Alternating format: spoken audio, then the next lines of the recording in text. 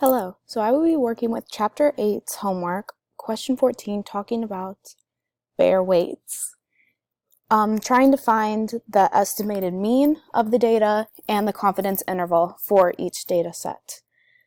I have put all of the data into the var1 column, and to find your answers, you have to click Stat, T-Stats, hit One Sample, and then With Data. You will click the var1 category because that's where all your data is stored, and then hit the confidence interval, which in the question it is 95%, which once you convert to a decimal, it'll be 0.95. You will then hit compute, and you find your answers. The sample mean is 183.69, and then your L limit and your U limit is your confidence intervals, L being the lower one, and the U being the maximum for the confidence interval.